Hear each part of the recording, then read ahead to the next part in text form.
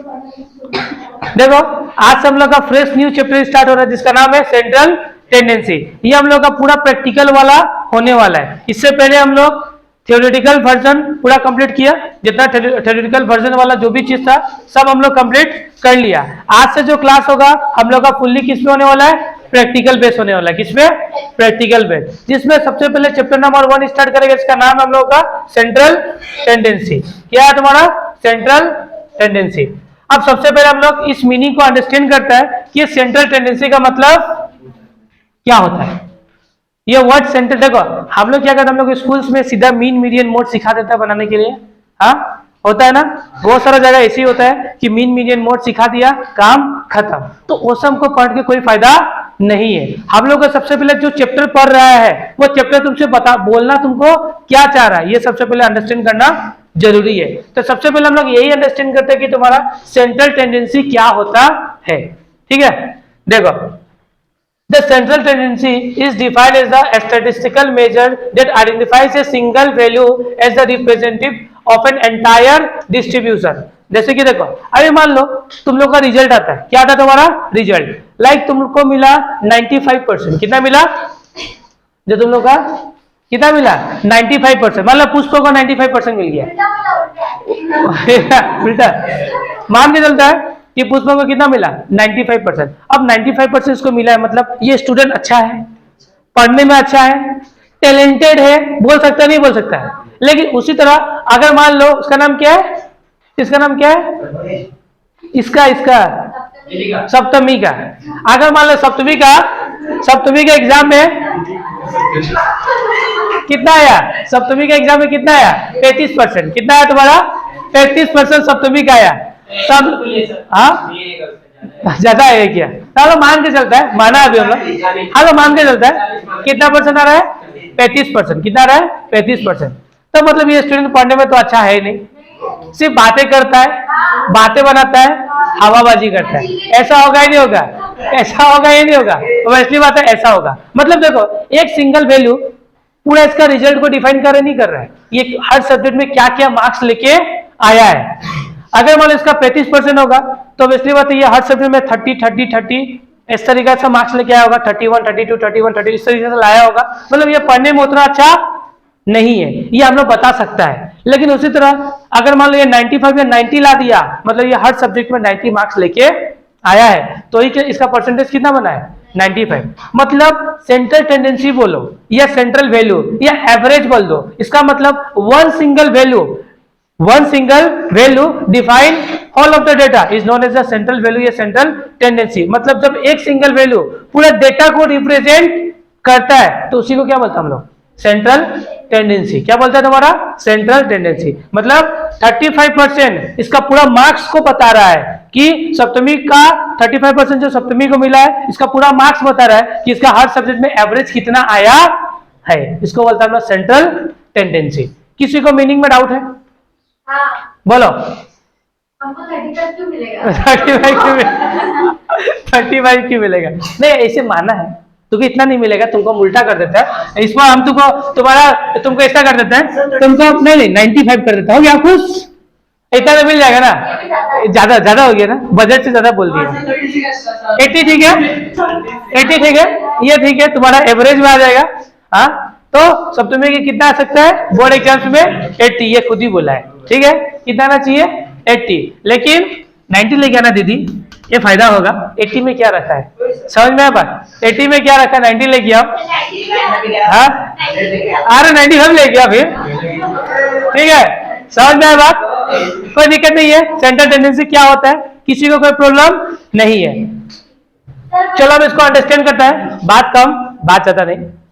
Centre बोलो, अगर suppose student का पर्सनल प्रॉब्लम तो देखो सेंट्रल टेंडेंसी का हम लोग का मीनिंग एकदम क्लियर हो गया कि सेंट्रल टेंडेंसी क्या होता है। मतलब जब एक सिंगल वैल्यू पूरा डेटा को रिप्रेजेंट करेगा तो उसी को क्या बोलते हैं हम लोग, सेंट्रल टेंडेंसी या सेंट्रल वैल्यू या एवरेज बोलो। ठीक है, जैसे कि सप्तमी का परसेंटेज, उसका पूरा मार्क्स को डिफाइन किया कि सप्तमी कितना मार्क्स लेके आया है। समझ में बात, जैसे कि हमारा क्रिकेटर अभी मैच चल रहा है, वर्ल्ड कप चल रहा है, अगर मान लो कोई एक प्लेयर है जो हर मैच में 80 मार रहा है या 100 मार रहा है, उसका एवरेज क्या होगा 80 होगा ये नहीं, हर मैच में 80 मार रहा है तो जितना मैच खेला उतना से डिवाइड कर देगा तो 80 उसका निकल जाएगा एवरेज।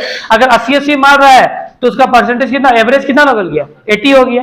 समझ में, 10 मैच खेला, 10 मैच में क्या मिला, 80 तो एवरेज कितना निकल गया, 80 का। समझ में आया बात।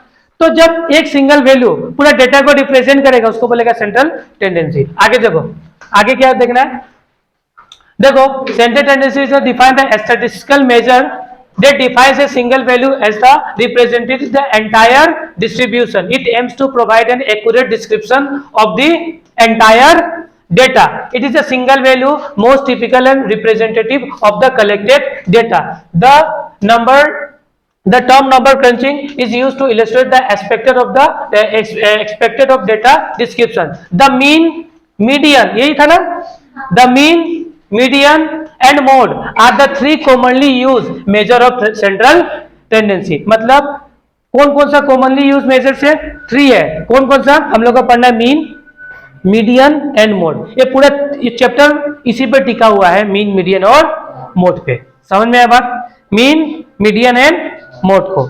याद है हम लोग ओजेब बनाया था ना, ओजेब बना था जिससे हमने मीडियन निकाला था, ठीक है, याद निकाला था ना, ओजेब से हमने क्या निकाला था, मीडियन को निकाला था। फिर याद है हम लोग को वो बना था ना बार डायग्राम्स, बार डायग्राम से मिड वैल्यू लिया था ना, हाँ याद है, बार डायग्राम से बनाया था ना। बार डायग्राम के यूज से हम लोग मोड निकाल सकते हैं, बट जो मीडियन है ना ये डायग्राम से निकलता ही नहीं है। मीडियन के लिए हमको सॉरी मीन डायग्राम से निकलता नहीं है, इसको हमको सेपरेट पढ़ना पड़ता है, ठीक है, ये बात याद रखना। सबसे पहले हम लोग जानेंगे कि मीन क्या होता है। सबसे पहला टॉपिक आज का होने वाला है कि मीन क्या होगा, समझना मीन क्या होता है। देखो mean is the most commonly use measure of the central tendency. सबसे ज्यादा यूज होने वाला कोई मेजर है ना, वो कौन सा है, मीन है। मीन सबसे ज्यादा यूज होता है हर जगह, तुम लोग भी अपना डेली लाइफ में इसका यूज करता है। समझ में बात, सबसे ज्यादा यूज हम लोग मीन का करता है, मीडियन और मोड का तो कोई यूज करता ही नहीं। एवरेज हम लोग बहुत निकलता है, एवरेज निकलता है नहीं निकलता है, एवरेज बहुत निकलता है, लेकिन हम लोग मीडियन या मोड निकलता है क्या, कभी नहीं निकलता है।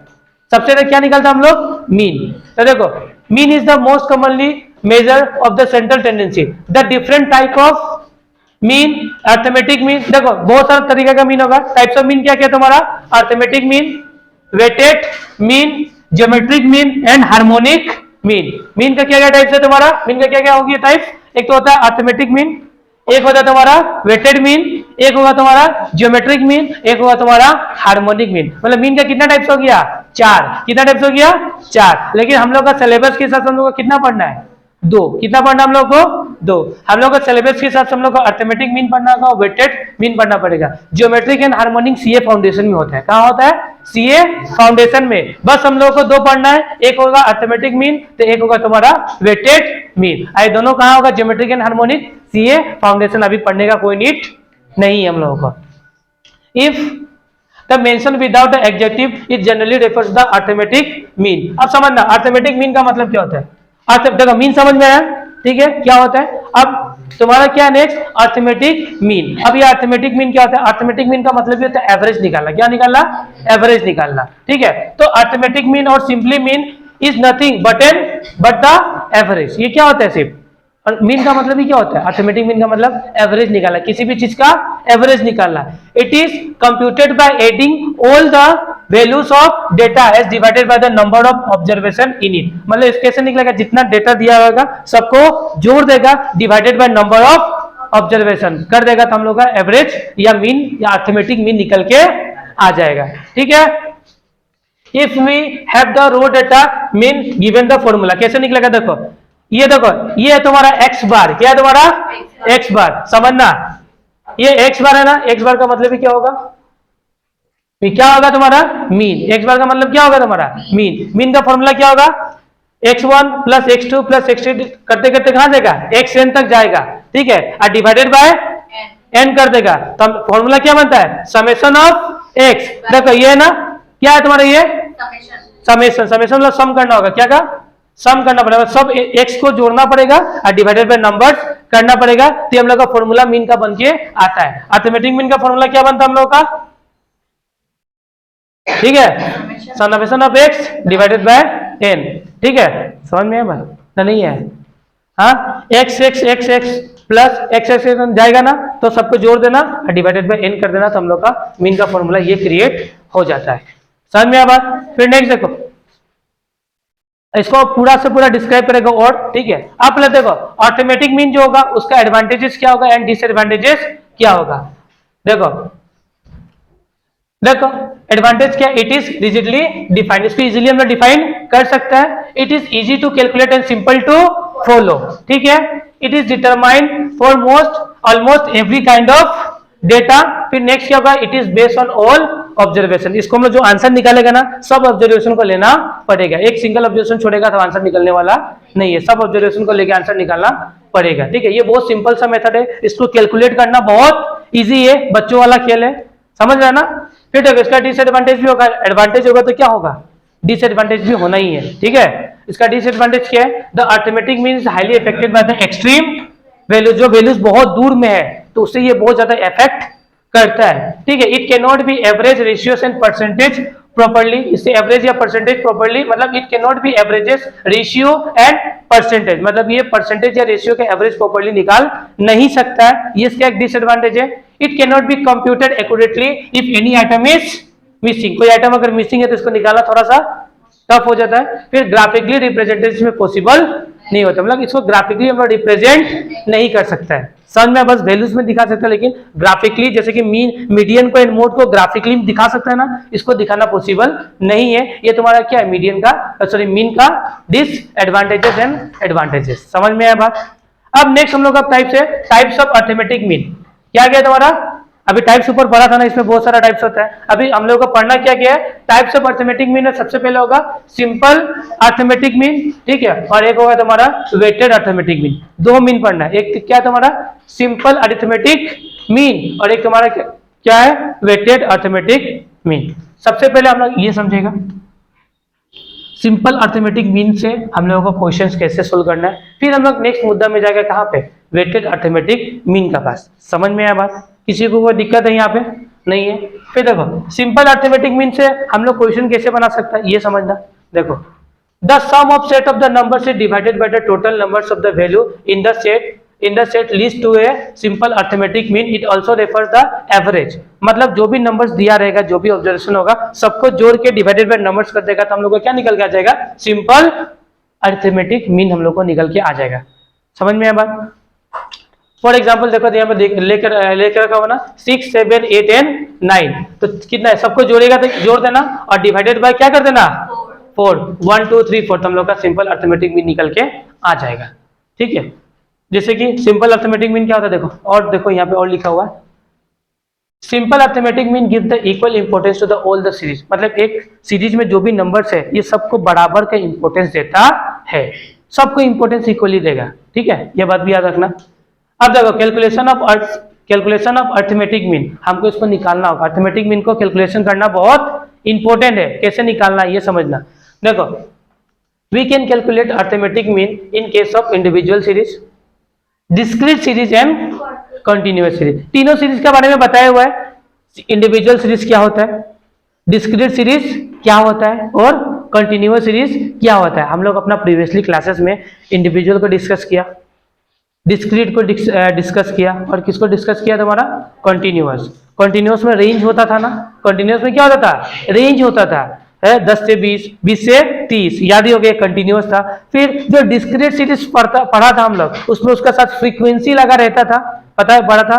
फिर इंडिविजुअल में मतलब एक सिंपल सा रो डेटा था, उस रो डेटा का यूज करके मैं कुछ कंक्लूजन तक पहुंचना पड़ता था, वो क्या था तुम्हारा इंडिविजुअल सीरीज था, ये बताया था।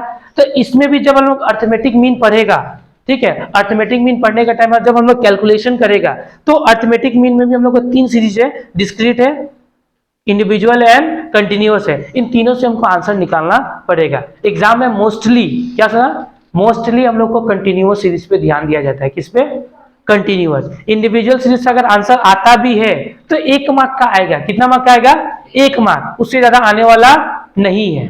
लेकिन मेन कहां पे आता हम लोग का, किसमें, कंटिन्यूअस सीरीज। तो कंटिन्यूअस सीरीज को ध्यान से देखना। अब देखो जब हम लोग इंडिविजुअल सीरीज पढ़ेगा ना, जब हम लोग इंडिविजुअल सीरीज पढ़ेगा, ठीक है, मतलब हम लोग को अर्थमेटिक मीन किससे निकालना है, इंडिविजुअल सीरीज से। जैसे कि इंडिविजुअल सीरीज मतलब जैसे कि 4 5 6 9 ये रो डाटा है, इससे हमको मीन या अर्थमेटिक मीन निकालना है, तो ये तुम्हारा क्या होता है, इंडिविजुअल सीरीज होता है। तो इस इंडिविजुअल सीरीज में से हमको मीन निकालने का तीन मेथड होता है। कितना मेथड होता है? तीन। कौन कौन सा? Direct method, shortcut method and step deviation method. नाम तो सुना ही होगा। हाँ, तो ये तीनों मेथड है। कितना है तो लोग स्कूल में देखा ही होगा। तो ये तीनों मेथड से हमको क्या निकालना होगा? अर्थमेटिक मीन निकालना होगा with the help of individual series. समझा बात? ठीक है। लेकिन अगर मान लो हम लोग का पढ़ने का तरीका क्या होगा? देखो बुक में कैसे किया करता हम बता देता है। अगर मान लो इंडिविजुअल सीरीज है तो ये इंडिविजुअल सीरीज, जैसे कि ये रो डेटा है ना, इस रो डेटा से ये तीनों बुक में तीनों तरीका से कैलकुलेशन करके दिखाया होगा। लेकिन अगर हम ना इस डेटा को अगर तीनों तरीका से तुमको दिखा देगा ना, तो तुम लोग को माथा में हो जाएगा टेंशन, इतना हार्ड है, बहुत ज्यादा हार्ड लगने लगेगा स्टार्टिंग स्टेज में। तो हम लोग का पढ़ने का तरीका क्या होगा?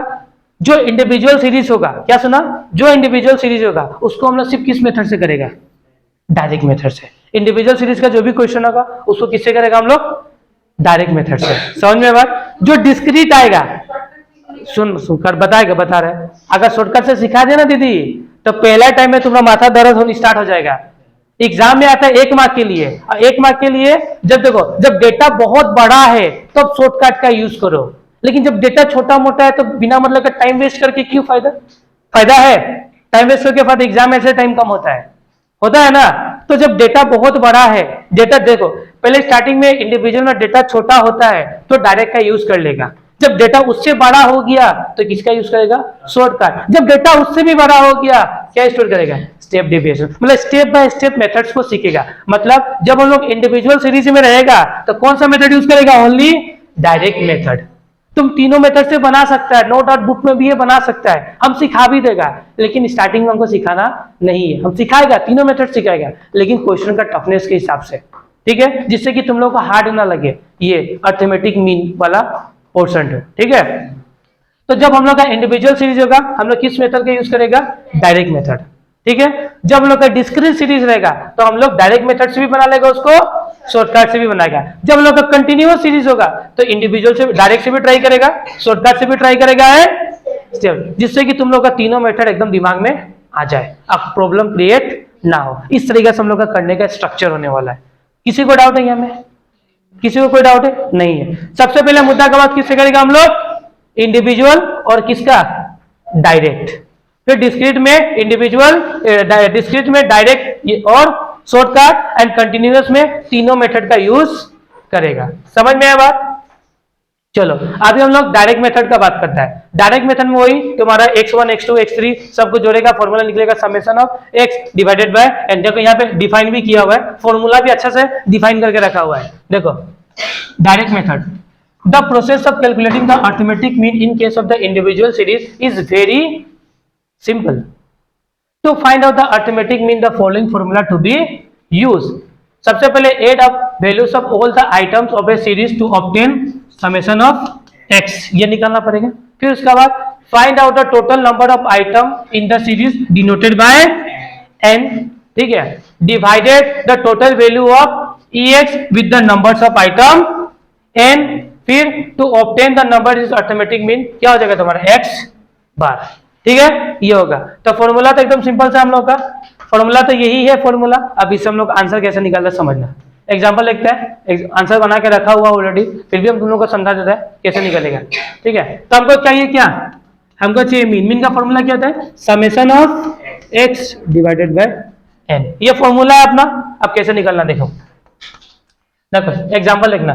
फॉर एग्जाम्पल एक क्रिकेटर प्लेड T20 मैचेस, एक क्रिकेटर था जो T20 मैच खेल रहा था, ठीक है, and score the following score. पहला मैच में कितना स्कोर किया? 25। कितना स्कोर किया? 25, फिर 32, फिर 36, फिर 38, 45, 41, 35 एंड 36। तो ये हर मैच का एवरेज कितना है? हर मैच में बेसिकली कितना रन मारा है? ठीक है, तो इसको निकालने का तरीका क्या है? समेशन ऑफ x, मतलब ये सब कुछ जोड़ो, 25 plus 32 plus 36 plus 38 plus 45 plus 41 plus 35 and 36, ये चारों हो गया। फिर डिवाइड लगेगा, नंबर कितना हो गया तुम्हारा? 1 2 3 4 5 6 7 8 डिवाइडेड बाय 8। तो इसका आंसर कितना होगा? 36। समझ में आया बात? इजी है, ये है तुम्हारा इंडिविजुअल सीरीज, डायरेक्ट मेथड। कौन सा मेथड? इंडिविजुअल सीरीज होगा तो डायरेक्ट मेथड यूज करना, एकदम आंसर इजीली निकल के आ जाएगा। यहाँ पे किसी को कोई प्रॉब्लम है? किसी को कोई डाउट नहीं है? फिर हम लोग का नेक्स्ट मेथड कौन सा वाला? अभी हम लोग का इंडिविजुअल सीरीज में एक ही मेथड सीखना था, कौन सा मेथड? Direct method. हम लोग दूसरा सीरीज कौन सा स्टार्ट करेगा? डिस्क्रीट। इसमें डायरेक्ट भी सीखेगा और शॉर्टकट भी सीखेगा। समझ में बात? ठीक है, देखो डिस्क्रीट सीरीज, इसमें क्या होगा देखो, इन discrete series also like an individual series, ये इंडिविजुअल सीरीज के जैसे ही होता है। Arithmetic mean can be computed by using direct method, shortcut method and step deviation method. इससे भी हम लोग डायरेक्ट मेथड से भी आंसर निकालेगा, शॉर्टकट से भी निकालेगा और स्टेप डेविएशन से भी निकालेगा। देखो अगर मान लो डेटा, जैसे कि एग्जांपल, अगर डेटा इस फॉर्म में हो 28, 25, 26, 27, तो ये होता है इंडिविजुअल सीरीज। कौन सा सीरीज? Individual series. लेकिन डिस्क्रीट का पहचानने का तरीका क्या होगा? अगर मान लो डेटा इस तरीके से हो 60, 40, 70, 30 और इसका साथ लगा रहे क्या? फ्रीक्वेंसी। क्या लगा रहे? फ्रीक्वेंसी। फ्रीक्वेंसी क्या था? फ्रीक्वेंसी क्या बताया था आप लोगों को हम? मतलब नंबर, कौन ऐसा नंबर जो बार बार रिपीट हो रहा है, नंबर ऑफ, हाँ रिपीट कौन कौन सा नंबर बार बार हुआ है उसको बोलते हैं हम लोग फ्रीक्वेंसी। मतलब अगर मान लो 60 कितना बार रिपीट हुआ? 2 बार। 40 मतलब 40 मार्क्स कितना लेके आया स्टूडेंट? 4 स्टूडेंट। 70 मार्क्स कितना लेके आया? 3 स्टूडेंट। एंड 30 मार्क्स कितना लेके आया? 4। मतलब 30 मार्क्स 4 स्टूडेंट लेके आया है। मतलब जो नंबर रिपीट होता है ना, तो उसको क्या बोलते हैं हम लोग? फ्रीक्वेंसी। बात समझ में आया? ठीक है, जब नंबर के साथ क्या लगा रहे? फ्रीक्वेंसी, तो कौन सा सीरीज आ रहा था अपना? डिस्क्रीट। अब इससे हम लोग का आंसर निकालना होगा। समझ में आया बात? इससे हम लोग को क्या निकालना होगा? आंसर निकालना होगा। इसमें कोई किसी को प्रॉब्लम है क्या? नहीं है ना? समझना, ये डायरेक्ट मेथड है। कौन सा मेथड? सबसे पहले हम लोग डिस्क्रीट सीरीज में डायरेक्ट मेथड से कैलकुलेशन करना सीखेगा, जो एकदम इजी होता है। समझना पहले बात। देखो डायरेक्ट मेथड, देखो multiply the values of the variable by the respective frequency and denoted of summation of F x. क्या होगा तुम्हारा? Summation of F x and divided by the of the, इसमें कैसे निकालना है? इसको निकालने का तरीका क्या होगा? हमको एक्स बार का मतलब क्या होता है? मीन होता है। एक्स बार का मतलब क्या होता है? मीन होता है। इसमें मीन कैसे निकलेगा? तो हमको करना पड़ेगा summation of F x, F और एक्स का मल्टीप्लाई करना पड़ेगा, डिवाइडेड बाय एफ या एन। जो टोटल नंबर्स होगा ना, या तो एम, या तो उसको एफ बोल सकता है, या तो एन बोल सकता है। समझ में आया बात? आया नहीं आया? क्या क्वेश्चन करता है जिससे कि तुम लोग को पूरा क्लैरिटी हो जाए? ये क्वेश्चन है, देखो द फॉलोइंग मार्क्स आर, ये क्वेश्चन है, देखो the following marks are obtain by the 50 student of class, कौन सा है तुम्हारा? हाँ, school of a school in economics. ठीक है, सबसे पहले ये मार्क्स है। क्या है तुम्हारा? ये तुम्हारा क्या है? मार्क्स है। मार्क्स को क्या डिनोट करता है हम लोग? एक्स। क्या मान लेता मार्क्स को? एक्स। ठीक है, कितना कितना तुम्हारा? 20, 20, 30, 40, फिर नेक्स्ट क्या तुम्हारा? 50, फिर नेक्स्ट क्या तुम्हारा? 60, फिर क्या तुम्हारा? 70। ये तुम्हारा मार्क्स है। फ्रीक्वेंसी, ठीक है, नंबर ऑफ स्टूडेंट, यह कितना होगा तुम्हारा? 5, 7, 15, 10, 8 एंड 5। मतलब 20 मार्क्स कितना स्टूडेंट लेके आया? 5 टू 30 मार्क्स कितना स्टूडेंट लेके आया? 60 टू 40 मार्क्स कितना स्टूडेंट लेके आया? 15 टू, ठीक है, 60 मार्क्स कितना लेके आया? 8 टू, एंड 70 मार्क्स कितना स्टूडेंट लेके आया? 5 टू। ये देके रखा हुआ है। तो हमको सिंपल सा निकालना पड़ेगा। सबसे पहले क्या निकालना पड़ेगा? हम लोग को सबसे पहले निकालना पड़ेगा एफ एक्स। क्या निकालना पड़ेगा? F x. एफ एक्स निकालने के लिए मतलब एफ और एक्स का क्या करना पड़ेगा? मल्टीप्लाई। ठीक है, दोनों का मल्टीप्लीकेशन करना पड़ेगा। तो कितना होगा? पहले 100, फिर होगा कितना होगा? 2, 10, फिर नेक्स्ट क्या होगा तुम्हारा? नेक्स्ट होगा तुम्हारा 600, फिर कितना होगा तुम्हारा? 500, फिर कितना होगा? 480 है ना? फिर कितना तुम्हारा? 350। हुआ? इस तरीके से कर लेना, ऐसे निकाल लेना समेशन ऑफ एफ एक्स। ये बात समझ में आया ना? दिक्कत है? देखो तो ये समझ में आया? फिर सबको जोड़ेगा तो क्या होगा? 2, 2, 4, 0 आया ना? नहीं आया? कितना आया? ठीक है, उसके बाद सब एफ को भी जोड़ दो। इसको बोल सकता हूं मैं समेशन ऑफ एफ, या तो बोल सकता है एन, या तो इसको एफ भी बोल सकता है या तो एन भी बोल सकता है। ये टोटल जोड़ेगा तो कितना का तुम्हारा 50 आया ना, नहीं आया? आया? एक बार देख लेना, कैलकुलेशन चेक कर लेना। तो क्या होगा तुम्हारा mean equal to summation of F X divided by N, तो 2240 और कितना होगा तुम्हारा नेक्स्ट 50। तो आंसर इसका कितना आएगा तुम्हारा? आंसर आएगा 44.8। समझ में आया बात? इस तरीके से हम लोग इंडिविजुअल सीरीज से, सॉरी डिस्क्रीट सीरीज से डायरेक्ट मेथड के हेल्प से मीन निकाल सकता है। ठीक है, देख लो, नोट डाउन कर लो इसको। फिर नेक्स्ट मेथड है हम लोग का शॉर्टकट मेथड। कौन सा मेथड है? शॉर्टकट। ओए बात नहीं, कौन सा मेथड हम लोग का? Shortcut method. अब देखो शॉर्टकट मेथड में क्या करना होता है अपना को। देखो arithmetic mean is calculated by direct method when the number of unit is small. जब देखो नंबर ऑफ यूनिट क्या होगा? स्मॉल होगा। क्या होगा तुम्हारा? नंबर ऑफ यूनिट क्या होगा तुम्हारा? स्मॉल होगा। तो क्या निकलेगा तुम्हारा?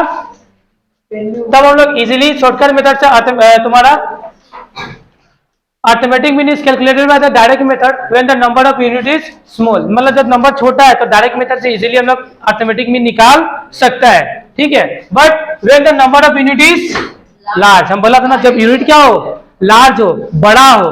ठीक है, तो it becomes difficult to calculate the arithmetic mean by direct method. तब हम लोग को डायरेक्ट मेथड से अर्थमेटिक मीन निकालना डिफिकल्ट हो जाता है। ठीक है, so shortcut method is use to calculate the mean. तब हम लोग शॉर्टकट मेथड के यूज करके हम लोग मीन को निकाल लेगा इजीली में। ठीक है, फिर under this method we take any number as assume as a mean and calculate the division from it. सबसे पहले हमको जो भी डेटा दिया होगा उससे एक मीन को एज्यूम करना पड़ेगा, खुद से एक मीन मानना पड़ेगा। जो भी दिया रहेगा ना उससे हम लोग एक मीन को एज्यूम कर लेगा। ठीक है, एक मीन को क्या कर लेगा हम लोग? एज्यूम मीन मान लेगा। The total deviation from the assume mean is the divided by the number of observation करेगा। कौन कौन से स्टेप फॉलो करना? देखो the following step are taken under it. देखो टेक एज्यूम मीन, सबसे पहले एक एज्यूम मीन को मानना होगा खुद से। एज्यूम मीन खुद से मानना होगा। ठीक है, वो एज्यूम मीन एक डेटा में से तुम किसी को भी मान सकता है। देखो एक डेटा दिया होगा उसमें एज्यूम मीन तुम किसी को भी मान सकता है। कोई कोई बोलता है कि हमेशा मीन को मिडिल वाला, जैसे कि देखो यहाँ पे दिया पहले, ठीक है, जैसे कि 42, 45, 95, 33, 43 एक ऑब्जर्वेशन दिया है, इसमें से एक मीन मानना है। तो तुमको बहुत जन ये देखने वाला मिलेगा कि तुम 95 को मानो, हमेशा मिडिल वाला को मानना होगा। किसको मानना होगा? कोई कोई तुमको ये बोलेगा कि मिडिल वाला को मानना होगा। ऐसा कोई बात नहीं है, तुम एज्यूम मीन किसी को भी मान सकता है। आइदर 42 को मानो, 45 को, 95 को, 33 को एंड 45 को। आंसर हमेशा किसी को भी मानो, आंसर हमेशा क्या निकलेगा? सेम निकलेगा। समझ में आया बात? अगर हम लोग बुक का क्वेश्चन सोल्व कर रहा है तो बुक में कभी कल हमेशा मिडिल वाले को लेता है। किसको लेता है? मिडिल वाले को। मिडिल वाले को इसलिए लेता है कि कैलकुलेशन इजी हो जाता है हम लोगों का। ठीक है, तो इसीलिए हम लोग भी मिडिल वाले को लेके बनाएगा। ठीक है, जैसे कि नंबर हो गया, जैसे कि यहाँ पे देख रहे हैं ना, अब देखो 45, 46, 49, 50, ठीक है, एंड 65। अब मिडिल कौन होगा? 49 होगा ही नहीं होगा। इसमें इजीली मिडिल हम लोग एज्यूम मीन किसको मान लिया? 49 को। बट डेटा ऐसा हो गया 46, 23, 92, 94, ठीक है, इस तरीके का डेटा है। अब तुमको एज्यूम मीन किसको मानेगा? इसको मानेगा ना इसको मानेगा? तो उस टाइम में इसको भी मान सकता है और इसको भी मान सकता है, नहीं तो इसको भी मान सकता है और इसको भी मान सकता है। मतलब एक सीरीज में जो भी नंबर है उसको तुम एज्यूम मीन मान सकता है। ठीक है, समझ में आया बात? सबसे पहले हमको एक एज्यूम मीन को मानना पड़ेगा खुद से। ठीक है, सबसे पहला स्टेप क्या तुमको? Take assume mean and denote A for easy calculation to take the complete number as assume mean rather than the fractional number। फिर क्या होगा? नेक्स्ट तुम्हारा स्टेप नंबर 2 बात क्या होगा? तुम्हारा 2 होगा। ये क्या होगा तुम्हारा? 2 होगा। ठीक है, then take the deviation of the item from the assume mean and denote this deviation by D and the value of all those items whose value is more than the assumed mean will be positive and will be negative for all those whose value is less than the assumed mean। सबसे अच्छा हम लोग formula को ही देखते हैं, इतना पढ़ने का कोई नीड नहीं है। फॉर्मूला क्या अपना, ये फॉर्मूला है, क्या है तुम्हारा फॉर्मूला, क्या देखो फॉर्मूला क्या है, मीन का फॉर्मूला क्या है तुम्हारा, इसमें mean is equal to assume mean plus summation of d divided by n, मतलब इसका फॉर्मूला बनता है a plus d divided by n. D means deviation, number कितना डेविएट हो रहा है, कितना चेंज हो रहा है, ठीक है, समझ में आया बात, हो गया, ठीक है। अब इससे देखो कैसे आंसर निकलना है, एक क्वेश्चन है, क्वेश्चन को सोल्व करते हैं जिससे हम लोग आंसर समझ में आएगा, ठीक है। सबसे पहले हम लोग का क्या है यहाँ पे, सबसे पहले लो तुम्हारा x, क्या लो x में क्या क्या तुम्हारा 20 30 40 50 60 एंड 70। फिर हम लोग का क्या नेक्स्ट, फ्रीक्वेंसी 5 7 50 8 एंड 5। ये करने के बाद तुमको मानना पड़ेगा एज्यूम मीन, क्या मानना पड़ेगा, एज्यूम मीन। इस पूरे डेटा में से तुमको एक एज्यूम मीन लेना पड़ेगा, ठीक है। तो मिडिल वाला वैल्यू कौन है 40 है, इधर से मिडिल वाला भी देखेगा तो कितना, इधर से मिडिल देखेगा तो 50, इधर से मिडिल देखेगा तो 40, तो हम लोग मान के चलो 40 को ले लिया एज्यूम मीन। किसको ले लिया, एज्यूम मीन। तो लिख देना एज्यूम मीन जिसको लेगा, एज्यूम मीन लिख, क्या ना यहाँ से लेना, इसमें से एक्स में से लेना, इसमें से लेना है, एक्स में से एज्यूम मीन निकालना होगा। फ्रीक्वेंसी से लिया नहीं जाता है, किससे लिया जाता है, एक्स से, ठीक है। जो तुम्हारा नंबर ऑफ ऑब्जर्वेशन मतलब जो तुम्हारा मार्क्स दे के रखा हुआ ना, उसमें से लेना, तुम इसमें से फ्रीक्वेंसी से लेना मत। एज्यूम मीन किससे लेना पड़ेगा, इससे, ना कि इससे। तो तुम एज्यूम मीन कितना ले लिया, लेट्स सपोज ले लिया 40, कितना ले लिया तुम 40। उसके बाद तुमको निकालना पड़ेगा डेविएशन, क्या निकालना पड़ेगा, डेविएशन। डेविएशन का फॉर्मूला होगा d equal to x minus a, क्या निकालना पड़ेगा, d equal to x minus a. मतलब ये जो तुम एज्यूम मीन, ये तुम्हारा क्या है, ये तुम्हारा क्या है, ए है, ये कितना लिया तुम 40 लिया है, मतलब 40 में से तो माइनस करेगा x को, तो 40 में से कितना देगा, 40 में से कितना किया तुम्हारा 20, ठीक है। तो तुम्हारा हाँ x से माइनस करना पड़ेगा, x से क्या करना पड़ेगा, माइनस करना पड़ेगा। ये तो यहाँ पे लोचा है, ठीक है, तो तुम्हारा ठीक है, तो d equal to x minus a करना पड़ेगा। तो कितना तुम्हारा ये कितना 40 है, 40 से 20 माइनस करेगा तो माइनस का 20 होगा, यहाँ पे माइनस का 10 होगा, यहाँ पे क्या होगा 0 होगा, यहाँ पे कितना होगा 10 20 एंड 30। समझ में आया बात। उसके बाद से नेक्स्ट तुमको करना पड़ेगा समेशन ऑफ, क्या करना पड़ेगा d, क्या करना पड़ेगा तुमको, समेशन ऑफ तुमको करना पड़ेगा d, नहीं समेशन ऑफ d नहीं, सबसे पहले तुमको करना समेशन ऑफ f d, क्या करना पड़ेगा fd, क्या करना पड़ेगा तुम लोग को fd निकालना पड़ेगा, ठीक है। fd एक बार निकालना पड़ेगा। तो ये करने के बाद हम लोग एक्स माइनस ए निकाल लिया, ये सब निकल गया। नेक्स्ट हमको क्या करना पड़ेगा, एफडी, क्या करना पड़ेगा एफडी। जो ऊपर में शॉर्टकट मेथड था देखा था ना, फॉर्मूला क्या था तुम्हारा, क्या था इक्वल टू, क्या था तुम्हारा a plus summation d by N.